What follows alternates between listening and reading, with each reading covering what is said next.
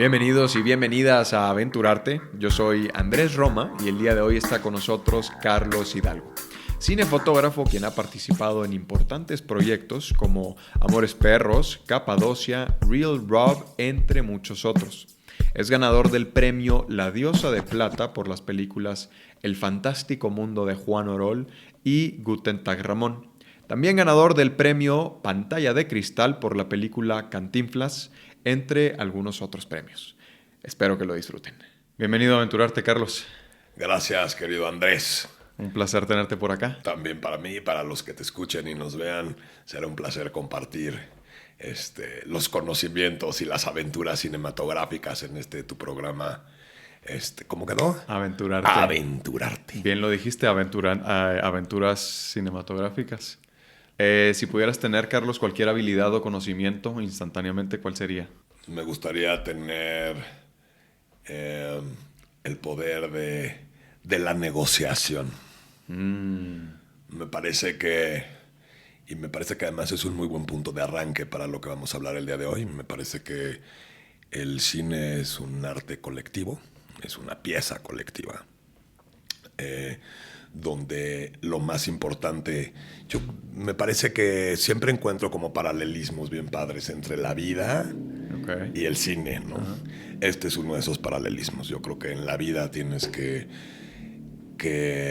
saber adaptarte, saber negociar y sobre todo entender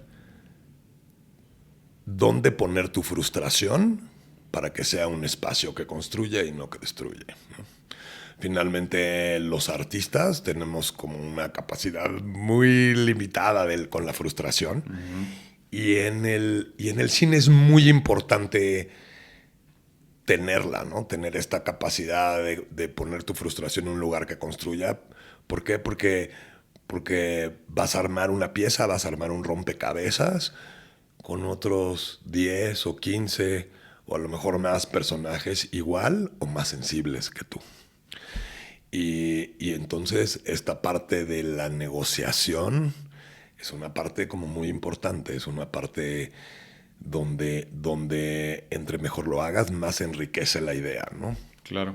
Entonces me parece que esa sería la capacidad que a mí me gustaría tener, ¿no? Como este toque donde se me ocurriera la frase o la solución que para negociar hiciera feliz a todos, ¿no?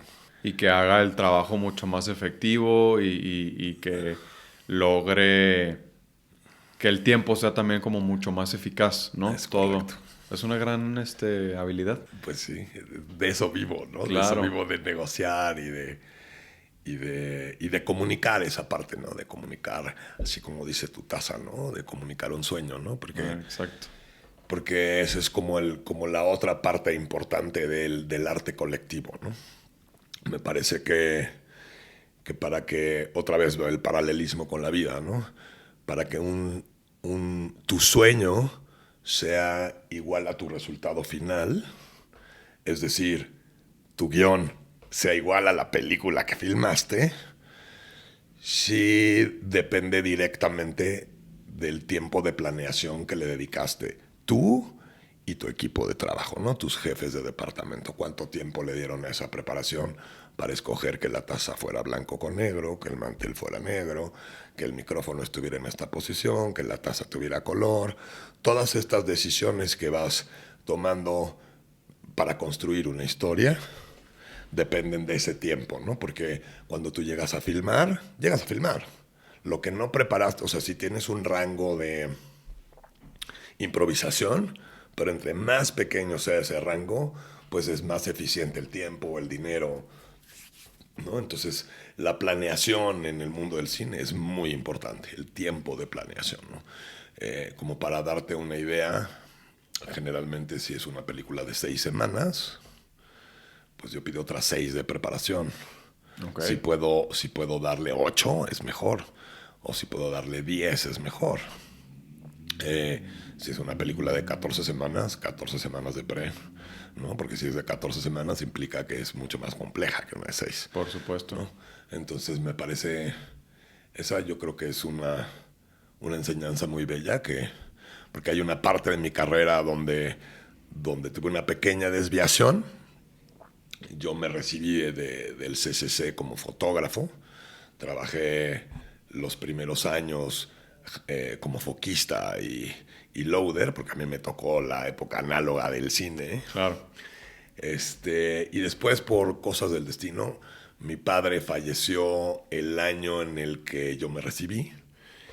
Y entonces de pronto mi vida cambió y conocí a Sebastián Silva, que fue el primer asistente de dirección del Titanic. Tiene una carrera alucinante en el cine americano. Y me dijo, Carlos, ¿necesitas dinero? Y dije, sí, necesito dinero ahora. Me dice, bueno, yo te voy a poner junto a la llave del dinero, pero te vas a olvidar de tu camarita y de tus luces. Y entonces tuve una etapa de mi vida donde fui primer asistente de dirección. Okay. Fui primer asistente de dirección de Amores Perros. De ahí es donde viene esta enseñanza muy linda de Alejandro, porque nos contrató a todos sus jefes de departamento por 24 semanas, si no me falla la memoria. Y preparamos 14 semanas y filmamos 10. Ok, tuvieron más tiempo de pre. Mucho más tiempo de pre. Todos, además. Y entonces, para mí, Amores Perros es el guión en el que he participado, donde la idea original es casi idéntica al resultado final, ¿viste? Que ese es un poco la enseñanza. A veces tienes ese tiempo de pre, a veces no. Y volvemos otra vez a lo mismo, a esa capacidad de adaptación, de generar magia con lo que tienes, ¿viste? Con lo que te dio tiempo de preparar, con lo que ¿no? Hacer esa magia con eso que tienes. Pero lo ideal siempre es preparar lo más tiempo posible, hacer pruebas de cámara, hacer pruebas de efectos, hacer pruebas de todo lo que la alquimia que le quieres aplicar a la película, la tienes que hacer en el tiempo de preparación, ¿no? Todo ese, no sé, dependiendo del proyecto, pero todo lo que quieras sumarle al proyecto que no lo hayas hecho antes, pues tienes que probarlo en la preparación, ¿no? Aparte de eso, ¿podemos entrar más detalladamente a cómo es el proceso de preproducción para ustedes, los fotógrafos? Sí. Bueno, tiene mucho que ver con lo que estoy diciendo. Ajá. ¿En qué consisten, por ejemplo, estas pruebas de efectos y de cámaras de las que hablaste? Pues bueno, por poner un ejemplo, bueno, el proceso claramente comienza en la lectura, ¿no? Uh-huh. Ahí comienza la lectura, ahí hay como primero una comprensión importante de los géneros cinematográficos, ¿no? Si lo que estás leyendo es una comedia o es un drama o es un género mixto o es una de terror, pues tus elementos de propuesta van a ser distintos. ¿Por qué? Porque siempre viene como esta bellísima discusión con los directores, que es la relación más importante del fotógrafo, ¿no? Yo creo que hoy en día los clichés siguen siendo clichés, pues porque siguen funcionando, ¿no? El gato negro en la película de terror, el close-up de la lágrima en el drama, ¿no? Entonces, a la hora que tú lees el guión, de las primeras cosas que a mí me gusta discutir con el director es eso. Si vamos a apostarle al cliché, o vamos a ir en contra del cliché, o vamos a encontrar un punto medio, ¿no? Por poner un ejemplo, ¿no? Si yo leo una secuencia que es una escena de amor, de una pareja, no sé qué, pues probablemente mi primera intuición sea que entre una luz cálida, divina por la ventana y está iluminado con velas, pero también puede ser que el momento del personaje implique depresión y entonces la chica está fingiendo el orgasmo y entonces hay una historia de drama y entonces a lo mejor es una bonita reflexión pensar, no apostarle al cliché, sino a lo mejor hacer una escena de amor fría, ¿no? Entonces me parece que ese es como un punto de arranque en términos del diálogo con el director que me parece importante, ¿no? O sea, como primero una comprensión del género y después entender si el director quiere contar la historia por ahí o él está mirando de otra forma, ¿no? Entonces me parece que esa es como una parte importante. Después ya me salté como una parte, ¿no? Porque lees el guión, los géneros, no sé qué. Y viene como una parte... Hay dos procesos que arrancan paralelamente que son inspiradores. Una es el casting, ¿no? Finalmente imaginarle, ponerle cara al personaje que te cuenta el cuento. Y las locaciones, ¿no? Que son, o sea, que es otro personaje. Para mí las locaciones tienen que ser un personaje más de la historia, ¿no? La geografía me parece que tiene que ser un personaje. Entonces, esas dos van paralelas junto con el desarrollo de la creatividad entre el director. El otro personaje importantísimo es el diseñador de producción, que es el otro loco que alucina los colores contigo y las texturas y cómo hacer que esas 4 paredes que son la locación se conviertan en un personaje, ¿no? Claro. Sea algo que tenga influencia en el drama, en la historia, ¿no? Podemos desglosar, por ejemplo, tomando ya este ejemplo que diste. Vamos a decir que es una escena entre 2 personajes, un hombre y una mujer, que están a punto de terminar la relación de 5 años, ¿no? Y están en un cuarto, ahí en la habitación. Y ya tuviste la plática con el director en la que dice que quiere a lo mejor no irse por el cliché y buscar que sea, que la fotografía no sea cálida precisamente. ¿Qué tanto te dice él, por ejemplo, cuál es el equipo, la iluminación que vas a usar o el lente, o qué tanto es propuesta de ustedes o entre los dos? ¿Cómo funciona ese proceso? Es una propuesta entre los dos, es un diálogo entre los dos y tiene una vez más que ver en la forma de entender el género. Porque esa misma escena de amor y desencuentro la filmarías muy distinto si fuera una comedia, si fuera un drama o si fuera terror, ¿no? Por poner los 3 ejemplos clásicos. ¿No? Y claramente es un diálogo con el director en términos de cómo fortalecer las emociones en relación al género, ¿no? O sea, si yo quiero que cuando esta chica termine al chico te mueras de risa, lo voy a filmar de una forma. Si quiero que llores, lo voy a filmar de otra. O si quiero que te asustes, seguramente va a ser de otra. Entonces, sí es una relación muy cercana con el director y con la forma en la que quiere manejar las emociones. Como yo te decía hace rato, lo más importante, y es en un ejemplo que a lo mejor puede ser tonto, pero tiene que ver con los ojos de los actores, ¿no? Yo estoy convencido, porque además fue una frase de un maestro que quiero mucho, Janusz Polum, en paz descanse, pero lo más importante, no solamente en el cine, sino en cualquier arte, es el impacto que generas en la audiencia o en el que mira el arte, ¿no? Y tú lo que quieres es generar emociones. Entonces, aquí el elemento más importante es el actor, ¿no? Los ojos del actor son los que te hacen reír, llorar o asustarte, que son las emociones básicas del ser humano y que me parece que es algo que no solo como cinefotógrafo, sino como cineasta, porque el chico del sonido tiene que estar en el mismo track, el director, el production designer, la vestuarista, todos tenemos que estar en ese track donde lo más importante es todo lo que sume para moverte las tripas, ¿no? Para hacerte sentir algo, ¿no? Claro.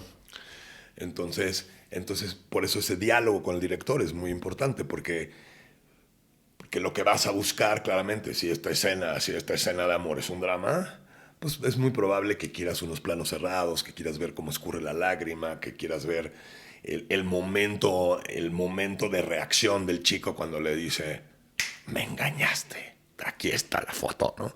Que Eso es vea un la drama, expresión. ¿no? Ves la expresión, ¿no?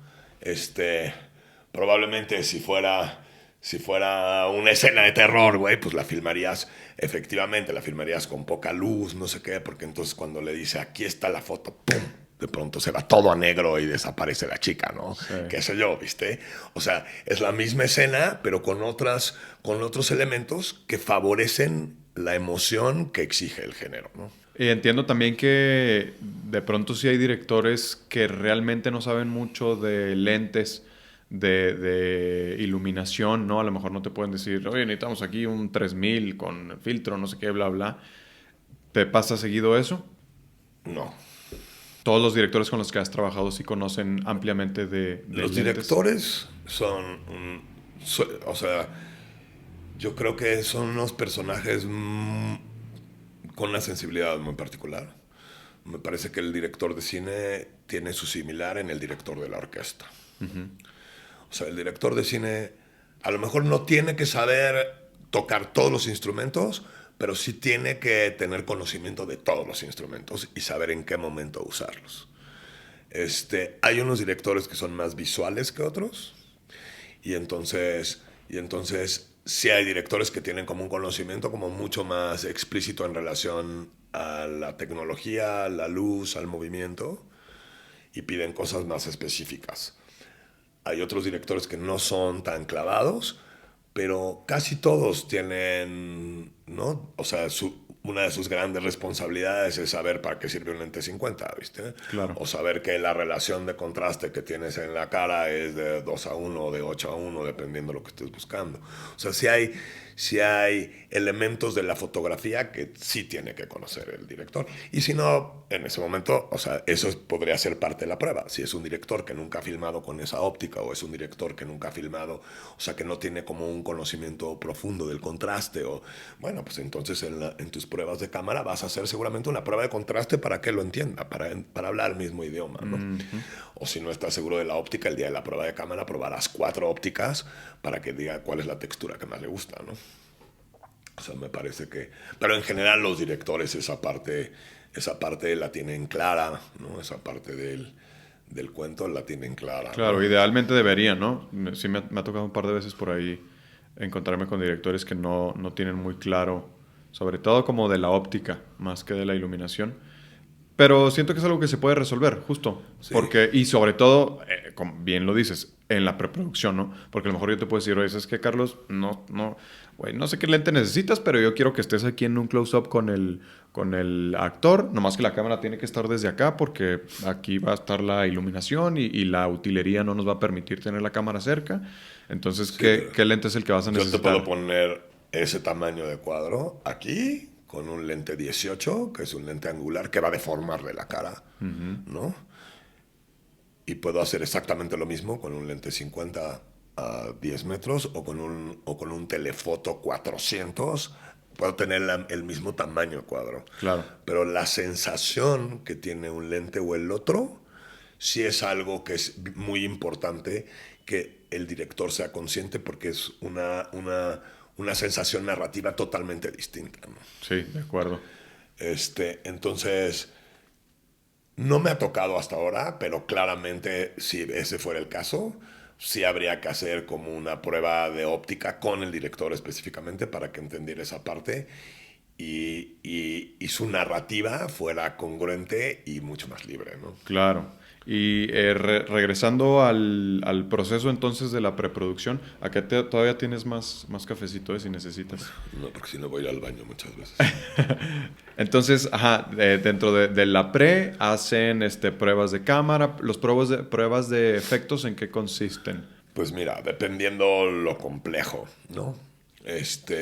Hoy en día, eh, casi todos los procesos de postproducción, llámese animación, llámese gráficos, llámese explosiones, llámese todo lo que tenga que ver con la parte de la postproducción, es algo que hoy en día se trabaja desde la pre, ¿no? Hoy en día a mí me gusta involucrar hasta el colorista en la preparación, ¿no? Con el que voy a hacer la corrección de color final. Y claramente es muy importante, sobre todo para... El cine es un negocio de precisión. Es como la arquitectura o como la ingeniería. Entonces, entre mejor sea tu comunicación con los departamentos que generan la fantasía, pues a la hora de rodarás con mucho mejores opciones que si no los involucras desde el principio. Entonces, dependiendo los efectos y lo que cuente la historia, pues eso sí tendrías que prepararlo específicamente. O sea, porque voy a poner otro ejemplo, ¿no? Acabamos de esta película que acabamos de hacer con Juan Luis, que era una película con un género mixto.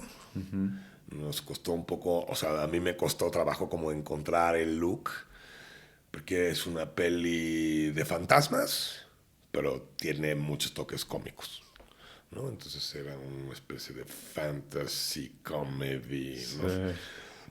Y entonces tenía como muchos efectos donde los fantasmas aparecen y desaparecen, ¿no? Entonces la forma de filmarlo, ¿no?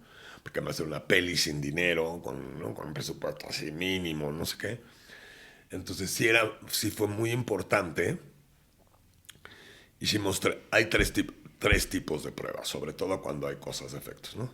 Hay una prueba de cámara que es una prueba técnica, absolutamente técnica, de workflow, de ver que los lentes estén colimados, que la cámara jale, que el proceso de la imagen corra perfectamente bien de la cámara al editor, ¿no? Es una prueba de cámara técnica. Después están las pruebas de cámara de look, ¿no? Que es, viste las locaciones, ya escogiste la colorimetría que tiene cada personaje o cada locación, y entonces en la prueba de cámara llevas los elementos que tienen la paleta de color de las 2 o 3 locaciones principales, con los vestuarios principales de los 4 o 5 protagonistas, con el maquillaje de fiesta, el maquillaje de día y el maquillaje no sé qué, ¿no? Entonces simulas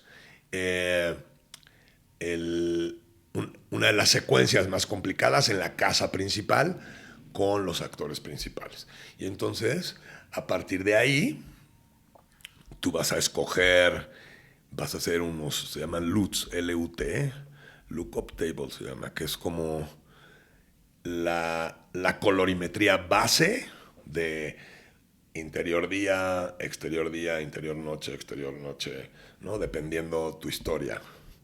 Y entonces esa información se la inyectas a la cámara y entonces tus dailies, todo lo que filmes, ya va a salir con esa tendencia de color. Entonces ahí ya avanzaste un cacho de la corrección de color de la post.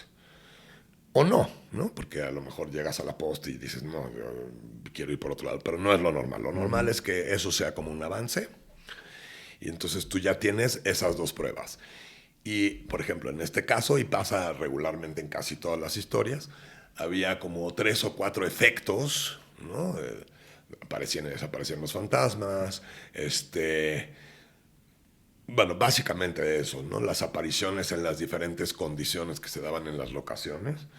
Y entonces hicimos un día de pruebas de apariciones y desapariciones de objetos y de personajes para entender si en qué tomas necesitábamos green screen, en qué tomas lo podríamos hacer sin el green, nada más haciendo plates, en qué, ¿no? O sea, que son de ese tipo de decisiones que no puedes estar tomando en la filmación. En el momento. Que ya llegas sabiendo cómo es, ¿no? Entonces, ahí es donde entra un poco. Hay directores que les gusta dibujar toda la película, hacer storyboards de toda la película. O sea, lo primero que haces es hacer un scouting. Después de que haces el scouting de locaciones, haces una lista de equipo. Que en ese scouting ya hiciste con el director de arte, hiciste unas plantillas de los espacios donde tú sueles dibujar los trazos escénicos y las plantillas de luz, que es un material de trabajo con el director de arte y con el gaffer, que es el personaje que ilumina contigo. Y después de hacer esas plantillas, ¿no? Que lo hiciste con el director y no sé qué, hay directores que les gusta hacer storyboard de toda la película, que ese es pues, un gasto de tiempo y de dinero, que hay proyectos que lo permiten y hay proyectos que no. Pero y otros que lo necesitan más, ¿no? No, y las escenas de acción, como las escenas de efectos, como las escenas complejas, lo mejor es dibujarlas. Claro. O sea, a lo mejor no dibujas toda la película, pero las 4 escenas de balaceras, pues sí las dibujas, ¿no? ¿Por qué? Porque son las escenas caras. Entonces el storyboard funciona si no tienes mucho dinero para ese tipo de escenas, o si tienes dinero y tiempo, pues a lo mejor puedes dibujar toda la peli, que es lo ideal, ¿no? Pero digamos que ese sería más o menos como el proceso, así a grandes rasgos. Es decir, que en este proceso ya se involucran las personas de vestuario, de utilería, de arte, bueno, el diseñador de producción, por supuesto, ¿no? Todas esas personas ya estén involucradas en estas pruebas que ustedes hacen con esto que mencionabas. Entonces, sí, o sea, un poco en términos de los tiempos, para que sea un poco más claro, es las pruebas técnicas y las pruebas de look casi siempre las haces una semana o 2 semanas antes de comenzar a rodar. O sea, ya que tienes todo el proceso de locaciones, de actores, digerido, ¿viste? Esos son antes de rodar. Si hay cosas muy complicadas de efectos, las puedes hacer antes, ¿no? Pero en general, el timing es 1 o 2 semanas de reacción antes de comenzar a rodar. O sea, haces esas pruebas de tu escena principal o de tus locaciones principales o de tu tacatá antes de comenzar a rodar, y ahí a lo mejor brincan algunas cosas que todavía tienes 1 o 2 semanas para resolver. había una tercera prueba. Hablaste de la técnica, de la de look, y faltaba una. La de efectos. La de efectos. Sí. Que esta la haces entonces idealmente con mayor tiempo de anticipación. Dependiendo lo complejo del efecto. O sea, por ejemplo, por decirte algo, el choque de Amores Perros lo ensayaron 1 mes y medio antes, ¿no? O sea, porque era un coche que era un robot, ¿no? Un coche a control remoto, con un stunt, con un no sé qué, y entonces ensayaban los timings desde mucho tiempo antes, y pruebas del coche a control remoto, ¿no? Pruebas de peso y de velocidad, ¿no? Al coche a control remoto le quitaron todo el motor, por ejemplo, ¿no? Entonces, el momento que decidieron quitar el motor, pues se hizo más ligero y entonces iba mucho más rápido. Entonces, ¿no? Ahí sí como, o sea, sí tienes que, pues ese tiempo, o sea, medir un poco lo complejo que es lo que vas a hacer y darle el tiempo necesario, si es sobre todo algo de mucha precisión y no tienes tanta lana. O sea, finalmente en el cine latinoamericano, pues la preparación es clave, porque pues nuestras películas cuestan $1 millón, ¿no? Claro. 1,5 millones, ¿no? 2 las caras, ¿no? En relación al cine de industria americano, que pues, o sea, $1 millón se mueren de risa, ¿no? Sí. Es el sueldo de uno de los actores, ¿no? Sí.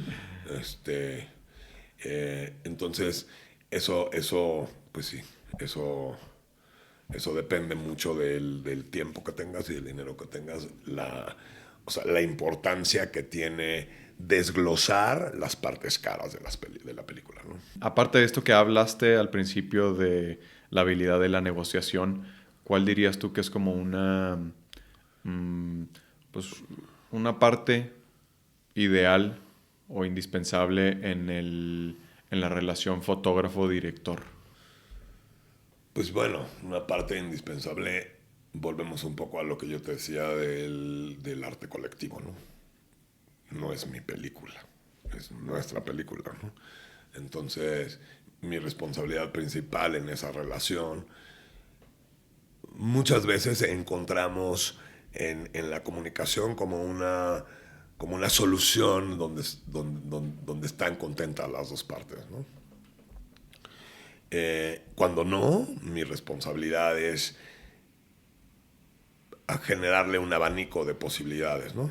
Ok, no te gusta esta locación por estas y estas razones, esta te gusta por estas y por estas, y aquí hay una que cumple con 2 cachitos, ¿no? Y entonces, a mí la que más me gusta es una, a ti la que más te gusta es otra.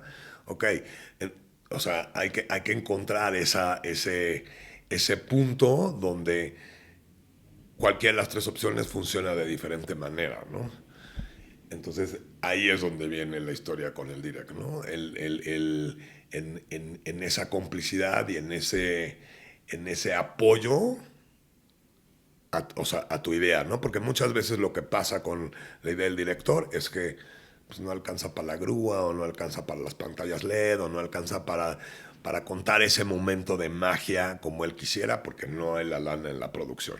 Entonces, pues eso, mi responsabilidad es presentarle 3 o 4 opciones para llegar a la misma sensación, ¿viste? Claro. La relación fotógrafo-actor, ¿cómo dirías que es? Es igual de intensa que con el director. Sí, dirías que es igual de intensa. Es igual de intensa, sí. Sí, porque, o sea, por ejemplo, ¿no? ¿no? Me ha pasado muchas veces que, o sea, yo me gusta, por ejemplo, en la preparación, ir a meterme a los ensayos con el director, ¿no? Y entonces entender cómo están manejando los trazos y qué le gusta al actor y no sé qué. Y entonces ya hiciste tus plantillas, tus dibujos, no sé qué, llegas al momento de rodar. Y llega el momento de rodar y de pronto el mismo actor es el que te dice, oye, güey, es que yo no siento que debo de agarrar la taza ahí, ¿no? Güey, o sea, tú habías pensado iluminar de cierta forma y de pronto él se siente mucho más cómodo agarrando la taza en la ventana, ¿no? Ok, entonces, o sea, es un personaje que influye muchísimo en los trazos y que influye muchísimo en la forma de contar el cuento y que aporta muchísimo esa narrativa. O sea, sobre todo si es un actor que con experiencia, o sea, te puede cambiar el trazo en 2 segundos y probablemente tenga razón, ¿no? Probablemente la sensación se cuente o la emoción se cuente de una manera mucho más directa o mucho más concreta, como le está contando él a las vueltas que tú le diste, ¿viste? Yeah. O sea, me parece que es como una parte importante.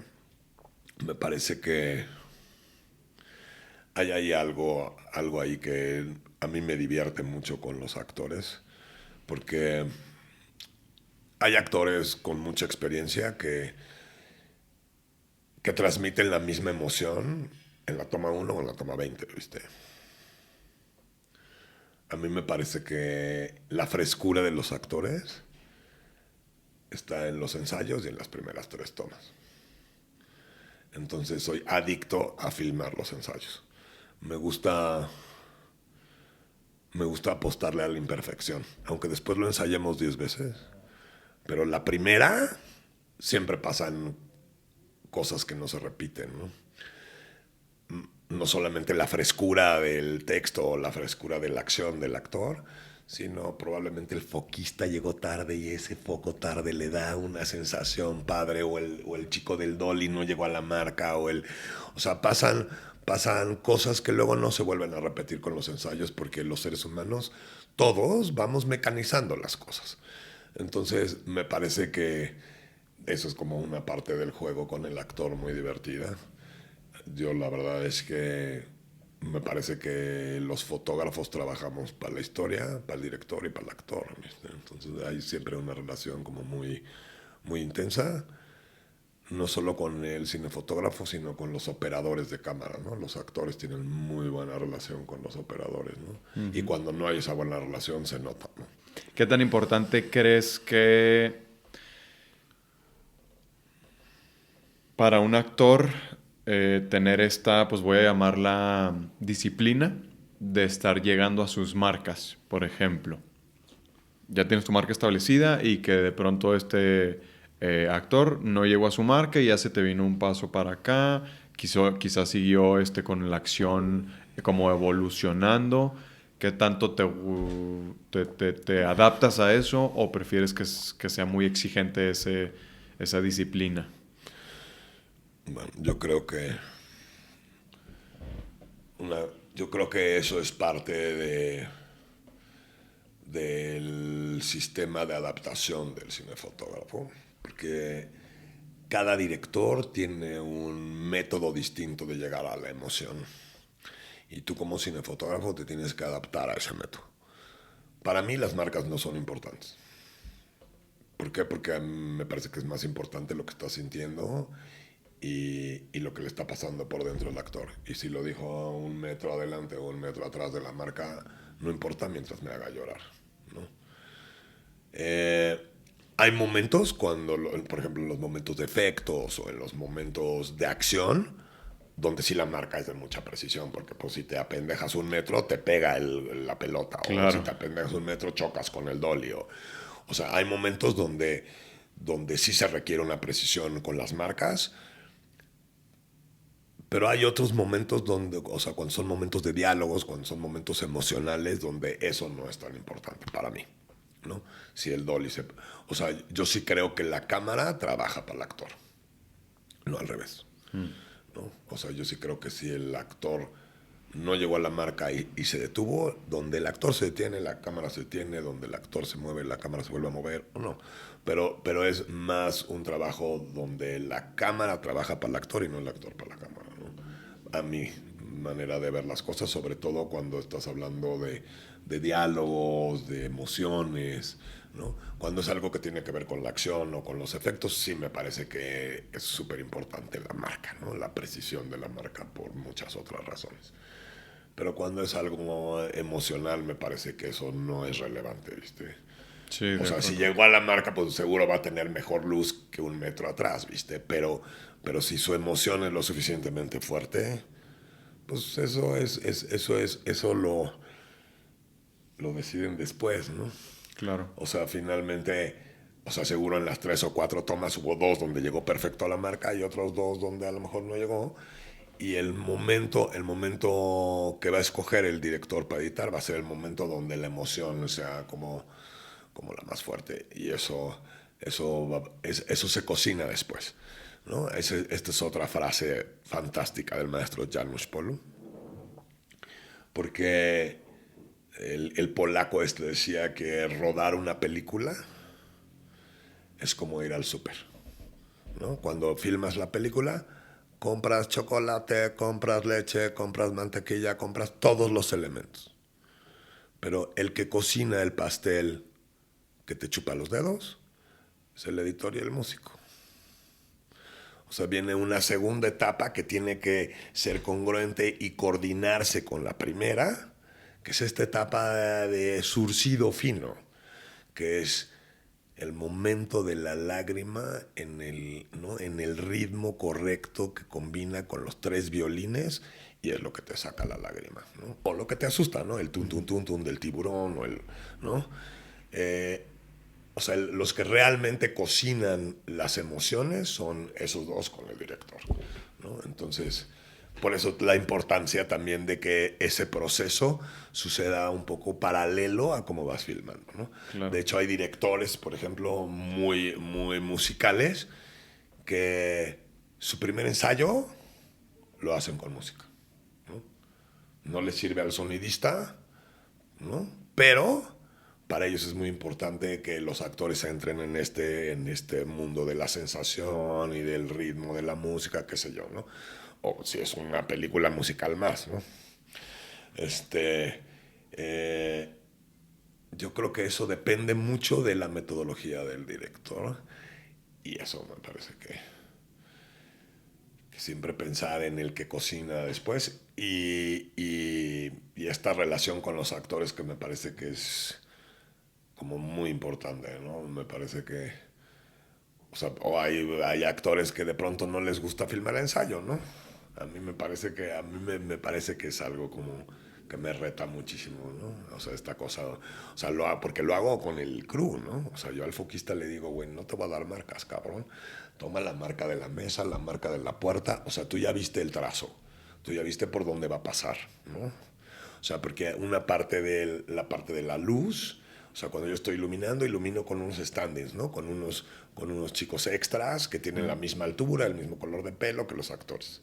Entonces, el foquista sí ya sabe más o menos el trazo que yo puse, ¿no? Dónde están las zonas de luz y las zonas... Pues toma tus marcas de foco porque yo así le digo, una toma valiente, ¿no?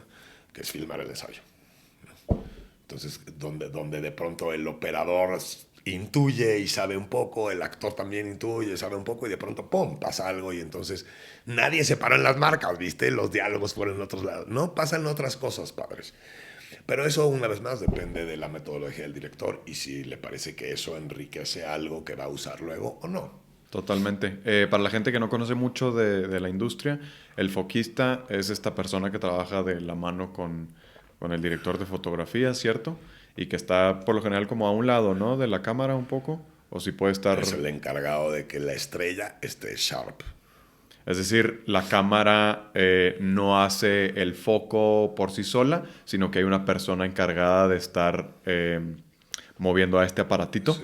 para que el actor o actriz esté enfocada, ¿cierto? Voy a decir algo, todos mis amigos entrañables foquistas están en un momento de mucho peligro porque hoy en día ya hay cámaras que sí jalan el foco. ¿No? Estamos entrando en una era donde, donde la inteligencia artificial y la automatización de muchos de los procesos a través de los robots, pues es lo de hoy. ¿No? Entonces hay ciertos oficios como ese, o sea, por ejemplo, Sony ha mejorado muchísimo sus autofocus, ¿no? Digo, nunca como tener un ser humano ahí, porque me parece que el foquista tiene una responsabilidad dramática, ¿no? Muy cabrona, ¿no? O sea, donde pone lo que quieres que vea el espectador, ¿no? Que es lo que está en foco y que no está en foco, ¿no? Entonces, tiene una responsabilidad dramática importante, Claro. que eso no lo hace la máquina, ¿no? O sea, yo recuerdo, estábamos filmando, era una película que el 60% sucedía arriba de una patrulla con Damián Alcázar y Miguel Rodarte. Y todo el tiempo había estos típicos tiros cruzados de un lado y del otro de la ventana, ¿no?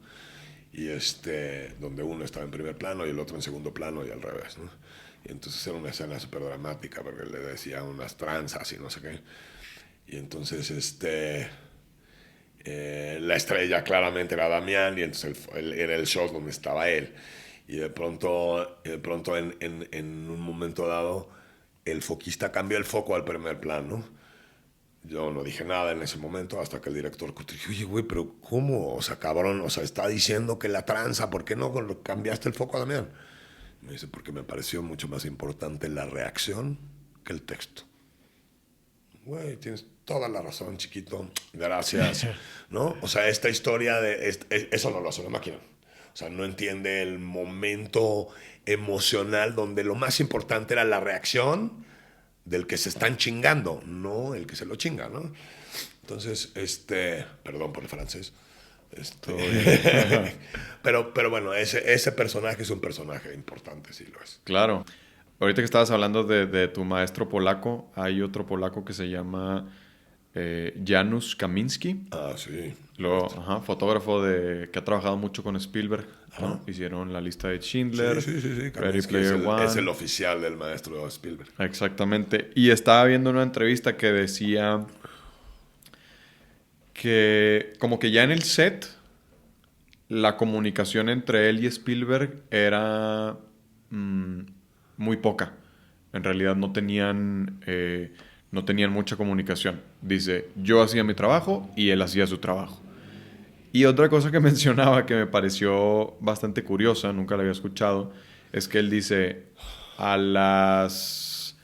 y no entendí realmente por qué, pero decía, a las mujeres hay que iluminarlas sin sombra y a los hombres sí les puedes echar un poquito más de sombra. No entendí realmente por qué. No sé si viene como a partir de un poco vanidad o alguna otra cuestión, pero él decía, yo ya entendí que a los hombres les puedes echar un poquito más de sombra y a las mujeres no tanto, a las actrices, ¿no? ¿Te hace algo de sentido eso? Pues yo creo que eso, regreso al principio, yo creo que eso depende, o sea, el nivel de contraste en una cara, yo creo que depende mucho del género. O sea, bueno, claramente, entre más guapa dejes a la guapa, pues, güey, o sea, una te Mejor. va a adorar la actriz y yo qué sé. Claro. Y el Pero, público. pero yo creo un poco eso. Yo creo que la imagen tiene que ser una compañera de la historia. Y si la historia pide contraste, pues pide contraste y habrá sombras en la cara de la chica. Eh, el cine comercial americano efectivamente tiene como una historia como mucho más, como de menos contraste. Pero a mí me parece que es una cosa más como del género y de cómo entiendes tú el cuento, ¿no? Eh, yo creo que en esas producciones tan grandes, efectivamente la preparación es creo que aún más importante, porque sí puedo creer que el maestro Spielberg en un momento de una escena pues tiene 600 extras, 6 actores, ¿no? Como muchas cosas en las que poner atención. La foto es algo, pero generalmente es una comunicación que está muy masticada esa, para que justamente el director en ese momento de realizar la escena pues esté al pendiente no del foco, no del cuadro, sino del actor, ¿no? O de los extras, o sea, de lo que está generando la emoción, ¿no? Claro. Pero sí, la cosa con el hombre y con la mujer me parece que eso... O sea, es que, pues una vez más, el arte y que es bonito y que es feo o que es algo como muy subjetivo, ¿no? O sea, Sí, 100%. es una historia de cómo te gusta a ti, cómo te gusta a ti contar el cuento y cuáles son los elementos que tu criterio te dice que hay que utilizar y cuáles son los elementos a los que la producción le alcanza. O sea, me parece que tiene como muchos factores. O sea, que en ese sentido no hay regla, ¿no? A mí me parece que, pues sí, a las guapas hay que dejar a las guapas y a los guapos también, ¿eh? Claro, o sea, ahí sí es parejo, pues, ¿no? Sí. No entendí, te digo muy bien ese ejemplo de por qué decía eso. Voy a indagar más y te lo haré saber a ustedes también. Eh, ¿Tienes un estilo particular, específico, o definitivamente va cambiando conforme el proyecto? Yo creo que sí, con el paso del tiempo vas generando como una especie de sello de tu trabajo, pero también creo eso, yo creo que el cinefotógrafo tiene que tener un alma alquimista y, y aunque hay ciertos factores en el cine que se repiten, o sea, finalmente, pues cuando pones una cámara, el ángulo de la luz, pues tiene nada más 180 grados, ¿no? O 270, qué sé yo. O sea, siempre se repiten, ¿no? Vas a repetir cosas. Pero, pero yo sí creo que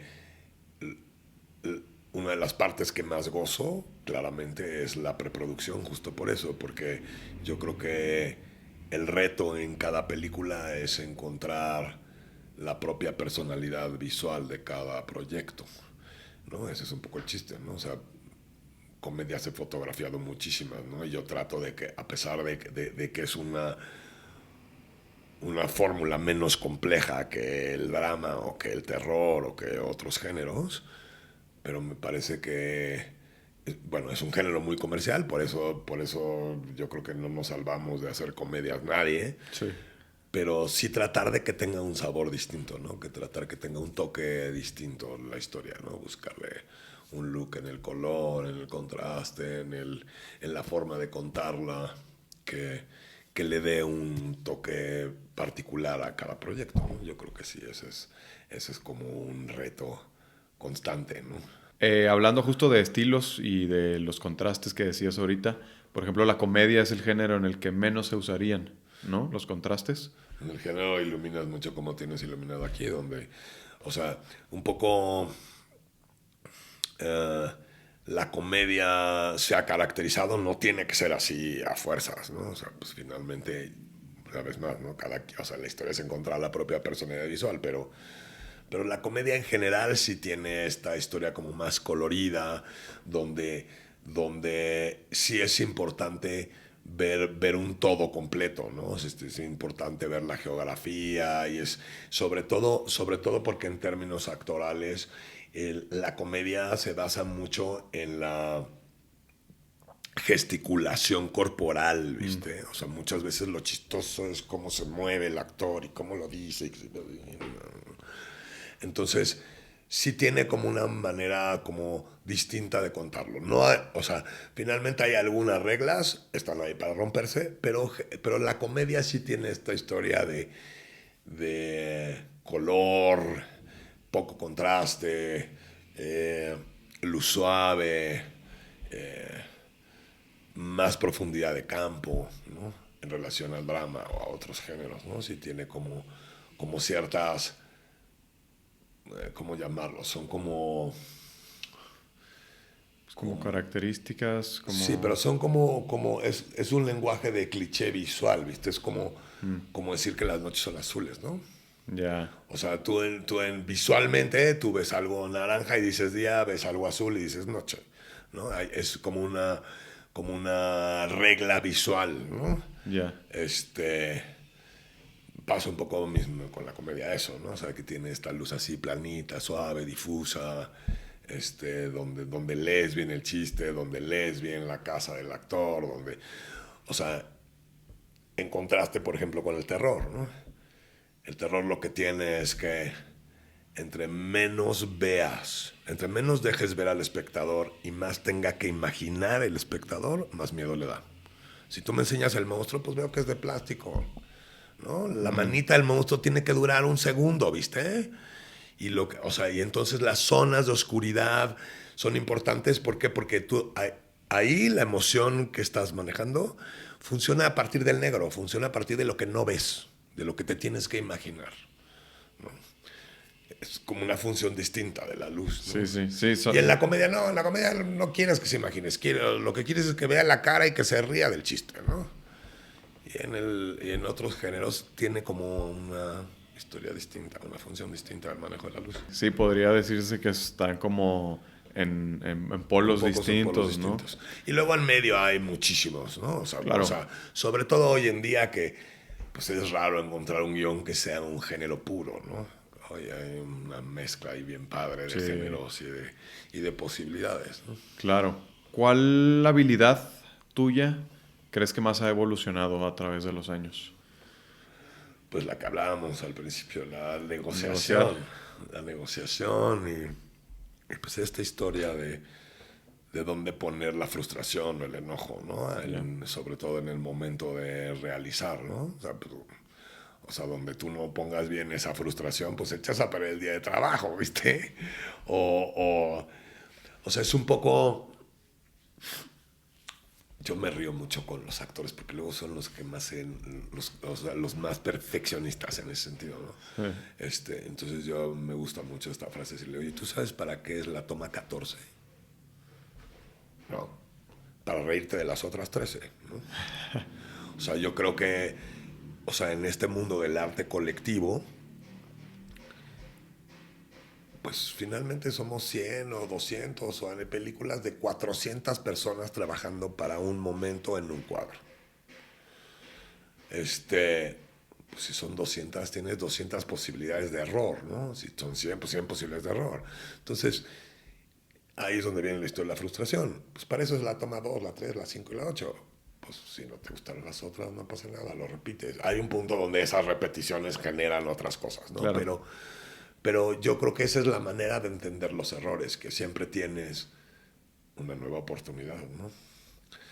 Y esa es una parte compleja de manejar con el ser humano, porque todos tenemos un grado de perfeccionismo y de querer realizar una acción o una toma de cierta forma y que provoque cierta sensación y que tenga cierto resultado.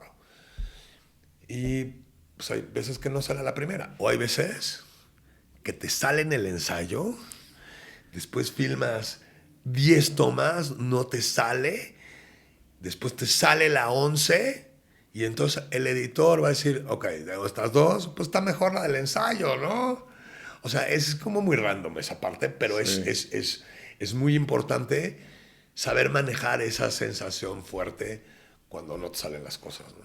Yo le agregaría esto que dices de la negociación y pues saber ser social, ¿no? Hábilmente en un foro.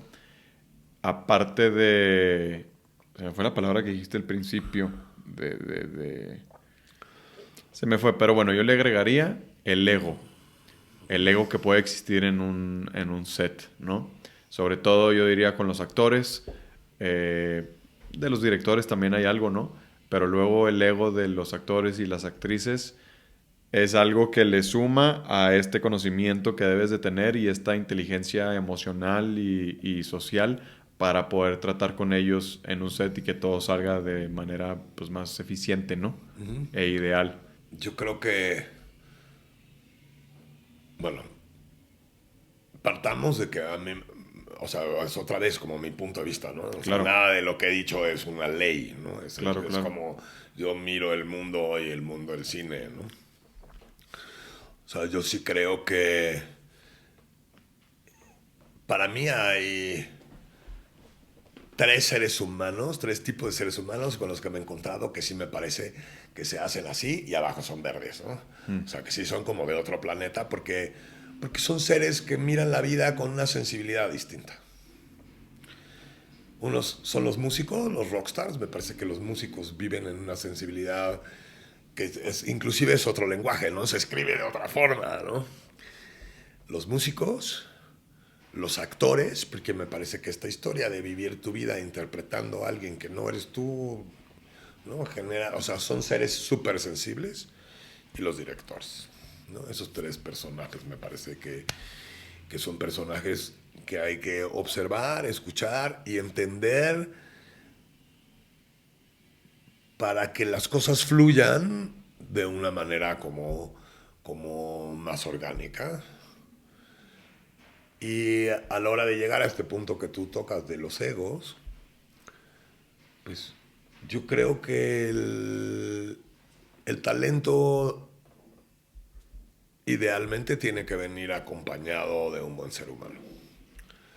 ¿Por qué? Porque sí, hay momentos donde no te gusta. O sea, finalmente los actores son los que ponen la cara frente a la cámara y el director es el que pone la cara frente a la audiencia. Claro. Entonces, eso sí genera una responsabilidad y digamos que una inyección al ego, ¿no? Pero, híjole, es que ahí eso es como, pues sí, es como difícil de manejar, porque yo creo que esa parte sensible, pues es eso, es muy sensible y tú como fotógrafo lo que tienes que hacer es acompañarlo de la mejor forma y tratar de, o sea, pero me parece que si eso es lo que domina, o sea, si de pronto estás con una estrella que quiere las cosas de cierta forma y si no se encapricha y lo echa a perder y se emputa y se levanta y hace estas cosas, pues bueno, pues ese es un manejo que ya no es mío, es del productor, güey. O sea, si ese cabrón te tira el día de llamado y tú se lo permites, pues... Pero en general, uno trata, el director, el fotógrafo, el actor, de generar una atmósfera agradable de trabajo, ¿viste? Cuando llegas a esos extremos es porque algo no está bien, ¿no? Desde el principio, que seguro tiene una raíz que no depende de ti o que... O sea, la verdad es que sí pasa, que hay estos choques de egos y que de pronto no estás en el mismo canal o en el mismo idioma para resolver una escena. Suele pasar. Claro. Sin decir nombres. Sí, sí. Me ha pasado. Y no sé si no es una cuestión de ego, sino de mala comunicación, ¿no? O sea, de estar filmando una escena de amor donde, ¿no? O sea, para mí en ese tipo de escenas cachondas es muy importante la luz porque es la teoría del escote, ¿no? Siempre es mucho más lindo sugerir que enseñar, ¿no? Y si quieres enseñar, pues ahí está el cine porno, ¿no?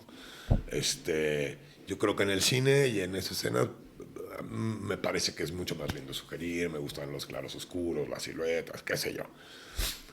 Y entonces estábamos haciendo una escena donde era una escena de amor y yo pues hice así una silueta súper linda y se veía perfecto la forma de los pechos de la chica y no sé qué.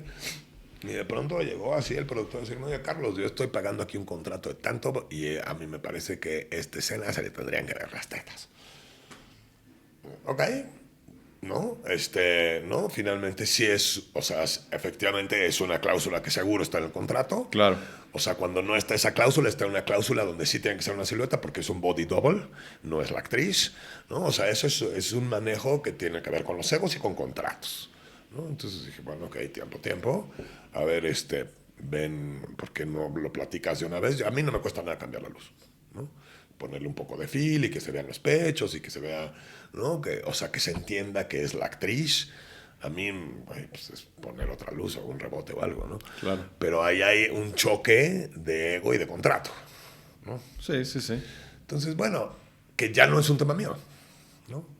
que es o sea, así, se paró la producción 45 minutos, el actor y la actriz y el productor se metieron al camper a hablar, ¿no?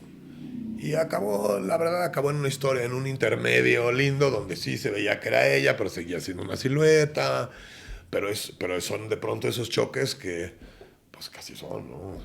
Sí, se dan y hay que saber lidiar con ellos, ¿no? Es lo ideal. No, y entender dónde sí está tu cuchara Claro.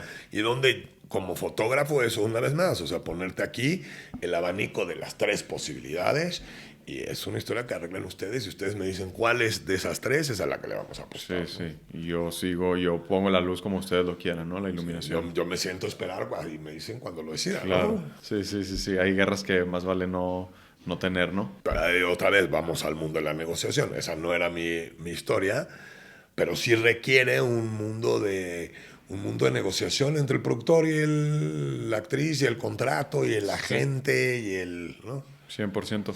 ¿Ha cambiado tu perspectiva de tu oficio o de la industria en general a través de los años? Mucho. ¿Cómo era antes y cómo es ahora? Bueno, de entrada a mí creo me siento muy afortunado porque me ha tocado una evolución tecnológica que ha cambiado radicalmente las cosas, ¿no? Claro. O sea, de el mundo análogo donde tenías que esperarte 2 días para ver el material transferido, ¿no? Revelado, impreso y luego transferido, ¿no? A esta historia tan inmediata de verlo aquí, ¿no? Claro. De verlo ¿no? Y claramente las herramientas han ido evolucionando, han ido simplificando las cosas. Y pues hoy en día más que nunca estamos en un momento súper cambiante, ¿no? En un momento donde los foros de intercambio de información son muy importantes porque la tecnología va demasiado rápido, ¿no? O sea, sin ir más lejos, hace 3 años, ¿no? Hubo una huelga de actores que implicaba darle permiso a los estudios de usar sus avatars, ¿no? Por eso fue la huelga, ¿no? O sea, ya hoy en día o sea, los estudios tienen permiso de escanear tu cara y tus vestuarios y hacer la historia en la computadora, ¿no? Yo creo que las cosas han evolucionado mucho. Yo creo que la tecnología es una gran ayuda para ciertas cosas, pero no es lo que te hace reír, llorar o asustarte, ¿no? O sea, yo creo que el mundo del manejo de las emociones sigue siendo algo manipulado por la subjetividad de uno o un grupo de seres humanos, ¿no? Eso sí sigue siendo la misma raíz. Pero digamos que todo lo que lo acompaña, claro que ha evolucionado muchísimo, ¿no? ¿Te costó ese cambio? Yo creo que adaptarse, sí, pero yo creo que es adaptarse a morir, ¿no? Otra vez volvemos al paralelo con la vida, ¿no? O sea, yo creo que el cambio del análogo al digital no fue tan violento como el de ahora, ¿no? O sea, finalmente pues, es un cambio que tiene que ver más con la manera de capturar la imagen, ¿no? Pero finalmente siguen siendo los mismos lentes, sigue siendo el mismo lenguaje. O sea, lo que cambió fue el sensor, ¿no? De película a un sensor. Entonces, no cambiaron tantas cosas. Hubo un cambio, sí, pero no me parece que fue un cambio tan radical para adaptarse, ¿no? Sí, como ahorita que ya se pueden hacer películas a través de inteligencia artificial. Eso. Sin requerir actores, fotógrafos, directores, nada. Lo programas y ahí tienes a tus actores inventados, ¿no? Como Sí, es la base del videojuego, ¿no? 100%. Entonces, ahora sí creo que son otros elementos, ¿viste? Ahora sí siguen siendo las mismas cámaras, la misma óptica, el no sé qué. Pero, por ejemplo, ahora la óptica le da toda la información de la profundidad de campo, del diafragma, de la distancia, el no sé qué, guarda un metadata, ese metadata se lo transmite a la cámara lo comparte con un cerebro y entonces tú ya puedes, y ese cerebro reproduce el movimiento de la cámara con el movimiento de la imagen que se genera. Te genera las imágenes a partir de esa información que le metiste, ¿cierto? ¿Tú crees que vayamos a perder este oficio del cine? No, yo creo que va a seguirse modificando y las herramientas son las que van a ir cambiando. O Es sea, decir, que se vayamos, perdón que te interrumpa, no que se pierda el cine como tal. Yo creo que las películas, ahí está, nomás que ahora estas herramientas de la inteligencia artificial te permiten hacer películas sin necesitar actores, directores, fotógrafos, solamente una computadora, ¿no? bueno, no tan así. O sea, finalmente hay algunos oficios que se irán modificando, irán haciendo oficios nuevos, pero siempre se le va a necesitar un ser humano que le ponga La la informas, información, el claro, gusto, o sea, que seleccione como ciertas cosas. por supuesto, pero ya no actores, ni fotógrafos, ni directores, ni toda la gente que participa en este oficio. Bueno, eso pasa hace mucho con los videojuegos, ¿no? Yo creo que el cine se ha ido transformando hacia esta parte de la tecnología y tiene como ciertas ventajas y ciertas desventajas. Pero me parece que como buen ser humano hay que irse adaptando a esas situaciones, ¿no? Y tratando de conservar el alma del cine, que es finalmente el mensaje, ¿no? Claro, O sea, yo creo que eso es lo más importante, ¿no? El buscar historias que construyan, ¿no?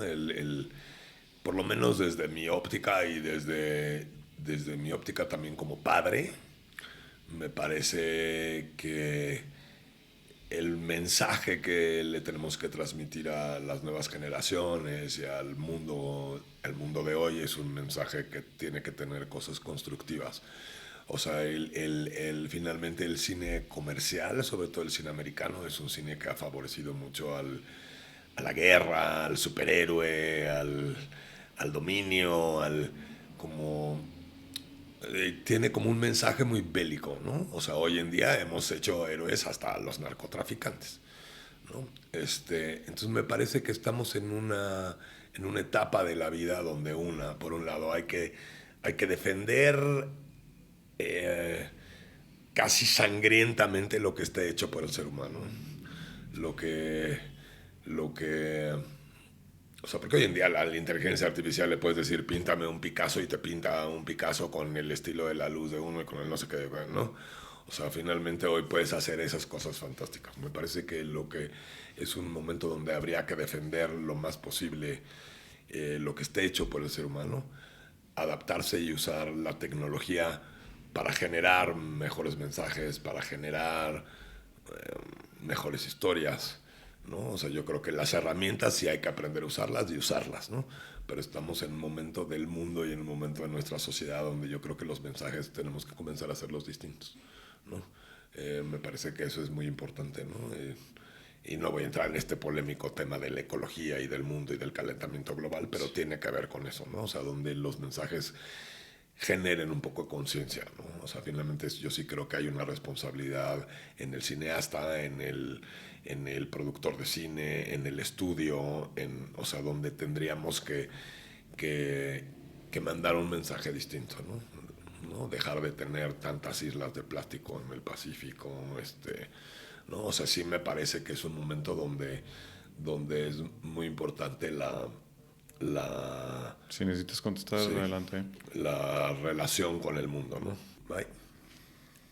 Bueno, eso por un lado me parece retomando me parece que es un punto muy importante, ¿no? Esta historia del mensaje, ¿no? De cuál es el mensaje que quieres contar, ¿no? Cuáles son las historias que quieres buscar, ¿no? A mí me gustaría, por ejemplo, que en este país hubiera como un mercado mucho más amplio del documental, por ejemplo, ¿no? Que es algo que yo he hecho varios documentales, pero me parece que no tienen la fuerza que tendrían que tener, sobre todo en los países latinoamericanos, donde las sociedades y los gobiernos y lo que está pasando sí requiere de abrir ciertos temas, ¿no? Pero bueno, eso es lo que yo pienso y luego lo otro es lo que te da de comer, ¿no? Y pues yo creo que uno como artista tiene que generar ese balance, ¿no? O sea, buscar proyectos que te llenen el alma y que tengan un mensaje que te interese y que te apasione y de pronto pues sí, también contar cuentos bobos, ¿no? O cuentos violentos o cuentos que te asusten nada más. O eso también está bien, ¿no? Finalmente el entretenimiento es pues como desde la escuela, ¿no? Es tan importante el recreo como las clases, ¿no? Yo creo que el mundo del recreo y el mundo del arte pues es algo que pues, tampoco, ¿no?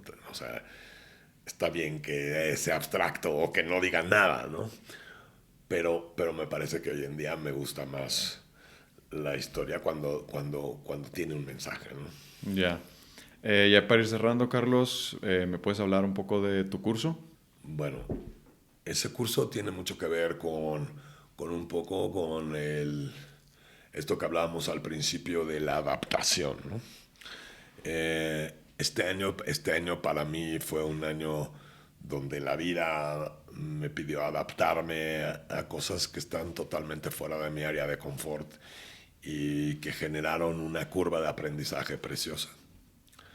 Dentro de esa curva retomé, yo a lo largo de los años me ha dado la oportunidad de dar muchos talleres. Me parece que es la forma de regresarle a la vida una de las cosas más importantes que me dio, que fueron estupendos maestros. Entonces a mí el mundo de compartir el conocimiento y dar talleres es algo que me gusta mucho. Hacía, yo creo que más de 3 años que no daba taller.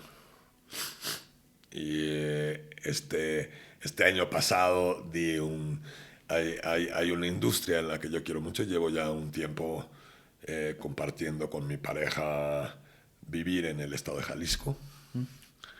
El estado de Jalisco está en un momento de una apertura increíble hacia las artes, ¿no? Siempre ha sido un estado que tiene un abanico de artistas, tanto en la música como en el cine, la pintura, Orozco, qué sé yo. O sea, siempre ha tenido como un empuje increíble hacia el arte.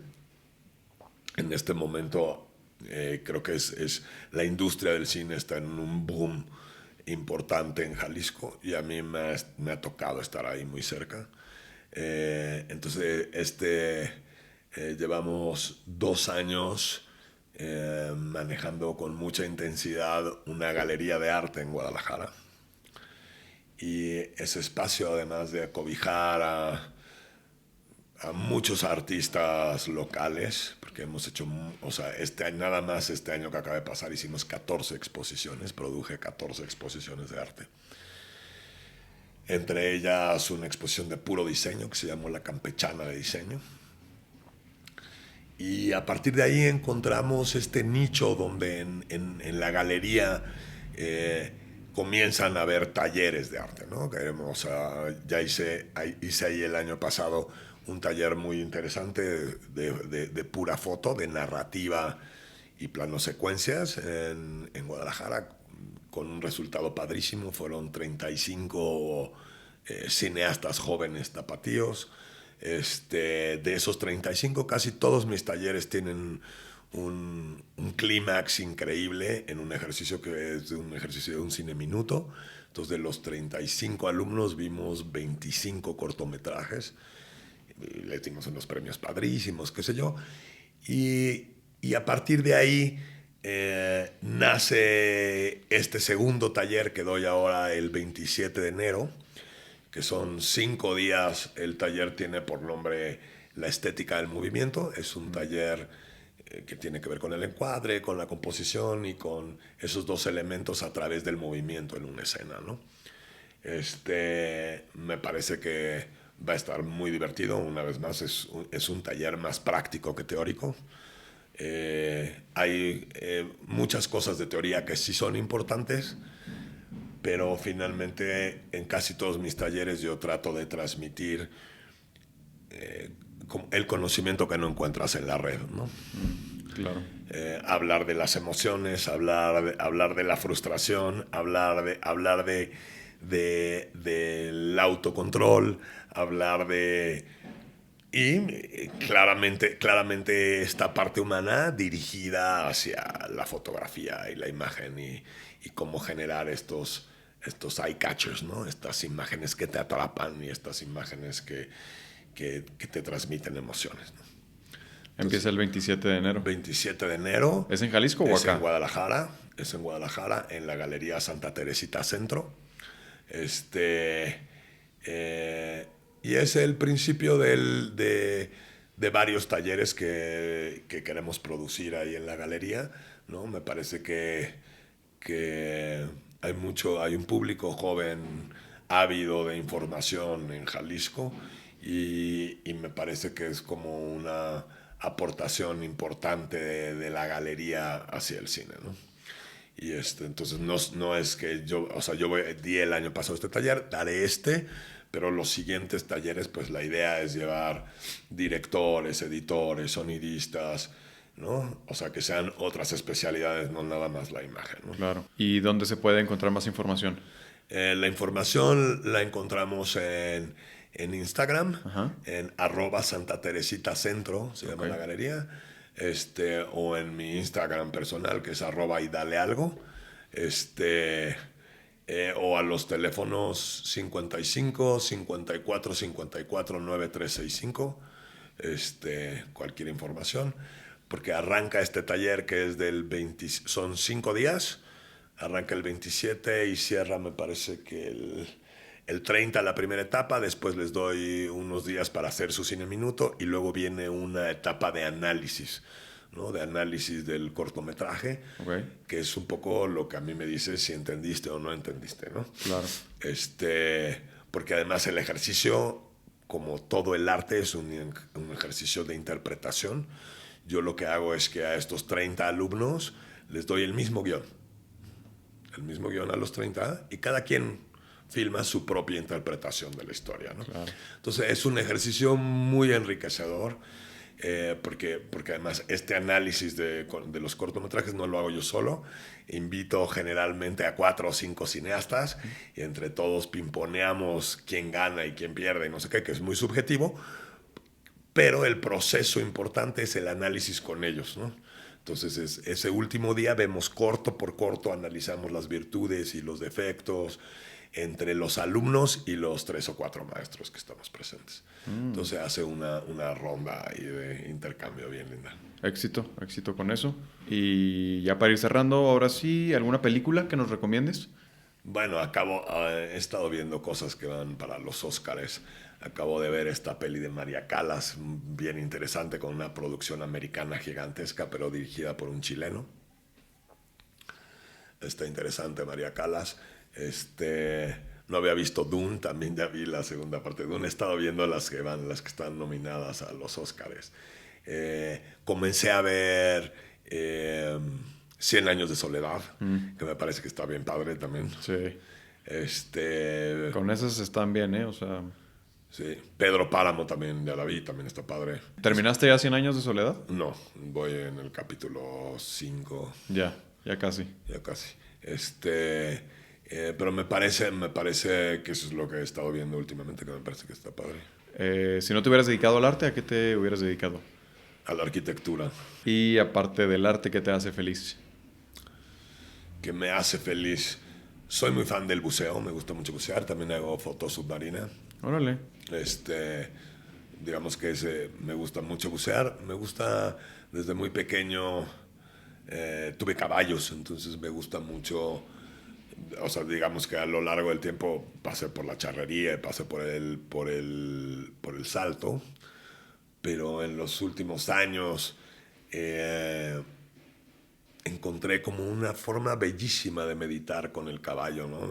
O sea, me gusta meterme al bosque 4 o 5 horas, ¿no? Con el caballo y el perro, yo solo, ¿no? A generar este ejercicio de observación a la geografía, de observación a mí mismo, de escuchar la geografía, de escucharme a mí mismo. Me parece que es una terapia que me gusta.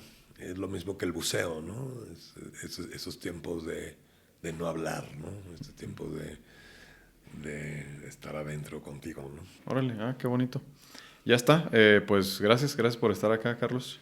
No, gracias a ti, gracias a tu audiencia. Ojalá muchos de los chicos que nos escuchen se animen a ir a Guadalajara o vivan en Guadalajara a tomar este taller y escuchar un poco más de emociones y sentimientos y cómo cómo llevarlos, cómo transmitirlos, ¿no? A través del elemento de la foto y del cine, ¿no?